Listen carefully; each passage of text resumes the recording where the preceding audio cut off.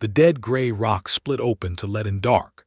Thazri watched the surface of the moon slide back like a massive metal eye. True sunlight did not reach this deep into the void, yet false yellow light poured from the hollow core. 15,000 massive ships drifted out of the glowing pit. They formed a tight ring around his own fleet. No warning, no fire, no sound. The Dominion had never seen ships this big. You might think this is where the war begins. I wish I could say that was true. 24 hours earlier, the bridge of the Eternal Triumph hummed with the quiet rhythm of a sure victory. Thazri stood at the center command pit. His glowing chest plates flashed a dull, steady red.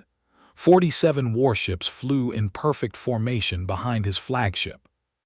They were about to take their 48th world. The Dominion took what it wanted, and it always wanted more. He tapped a claw against his control desk. A blue-green globe hung on the main screen.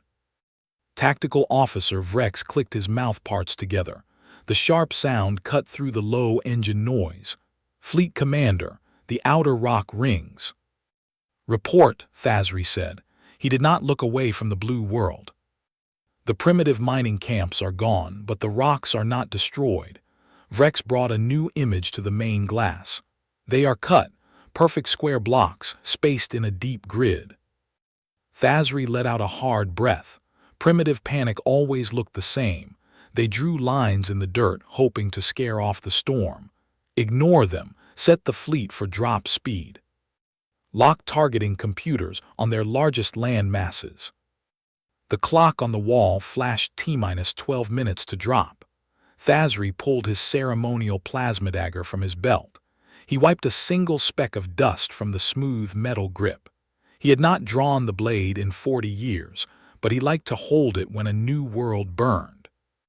Open all channels, he said. Let them hear us arrive. Vrex tapped his screen.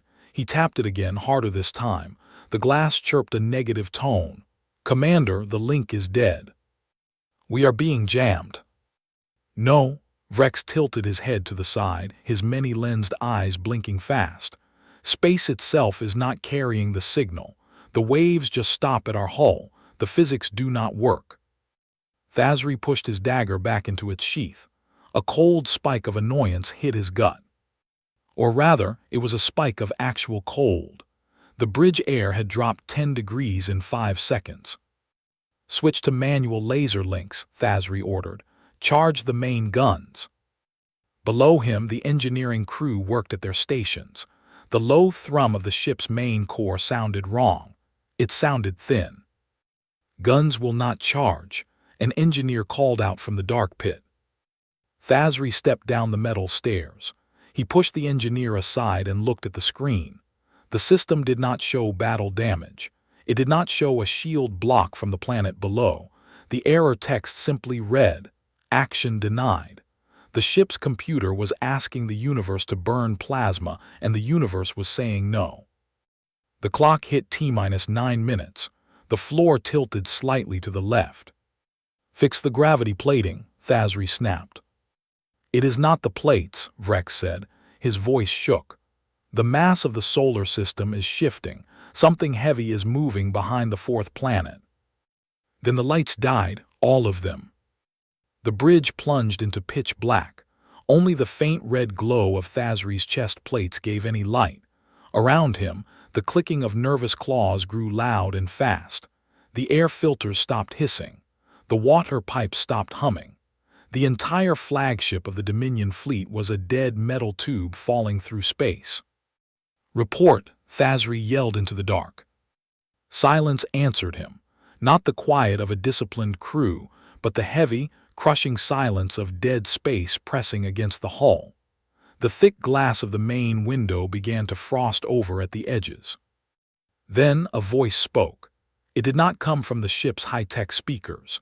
It came from the old chemical battery radio clipped to Thazri's own belt. It was an ancient emergency channel, running on raw analog waves.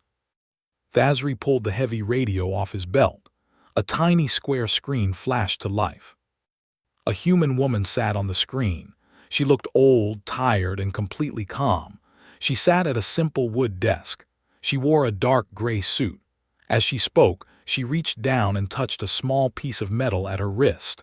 It was a tarnished brass cufflink, a tiny golden glint in the darkness of the dead bridge. "You crossed the border line," she said. Her voice was soft. It carried no anger. "I am Fleet Commander Thazri," he snarled at the tiny screen. "Your cheap tricks will not save your world. Turn our power back on, or we will drop our ships directly onto your cities." The woman, Secretary Mara Voss, did not blink. "We did not turn your power off. We just asked the local rules of physics to stop helping you. They agreed." Thazri laughed, but the sound was thin and dry. "Physics is a law. It does not take orders from prey." "We achieved faster-than-light travel 800 years ago," Voss said. She kept rubbing the brass cufflink. "We went out into the dark. We saw what you all do to each other. The wars, the burning worlds, the endless taking. So we came home. We took our colonies back, and we started building." The clock in Thazri's head counted down. T-4 minutes. "Fire the manual thrusters," Thazri yelled to Vrex in the dark. "Turn us around. Get us out of this dead zone." "Thrusters are firing," Vrex called back. "Fuel is burning, but we are not moving. Space is holding us in place." Thazri walked to the frosted main window. He wiped a clear spot with his heavy hand. He looked out at his massive fleet, 47 ships, dark and dead against the stars. Then one of them vanished. Not blown up, not jumped away. The Vigilant Dawn, a 3-kilometer warship packed with 4,000 troops, just stopped existing. 1 second it blocked the starlight, and the next second the stars shone right through where it had been. "Where did it go?" Thazri asked. His breath froze against the glass. Voss spoke from the tiny radio in his hand. "We moved it. It was blocking our front door." "You cannot move a warship without touching it," Thazri said. Fear, cold and sharp, finally pierced his chest. "We did not hide for 8 centuries because we were weak," Voss said. "We hid because we were horrified by what strength looked like out there. We spent 800 years turning our entire solar system into a single machine. Every rock, every gas giant, every moon." T-0. Out the window, the dead gray rock of the Earth's moon split open to let in the dark. The surface slid back. The false yellow suns burned inside the hollow core. The 15,000 massive ships poured out and surrounded the 46 remaining Dominion vessels. Thazri stared through the frost. He squeezed the radio tightly in his claws. "Jump us out," he screamed. "Activate the main core. Force a tear in the space fabric." Vrex slammed his heavy fists down on the manual override levers in the dark pit. Deep below, the ship's jump drive screamed to life. It spun up, drinking the last drops of emergency chemical power. The fabric of space should have torn wide open to let them escape. Instead, the metal of the Eternal Triumph began to buckle inward. The walls groaned. The floor bent up. Space-time pushed back against the drive. The universe had been rewritten here, and it refused to let them leave. They waited, they watched, they won.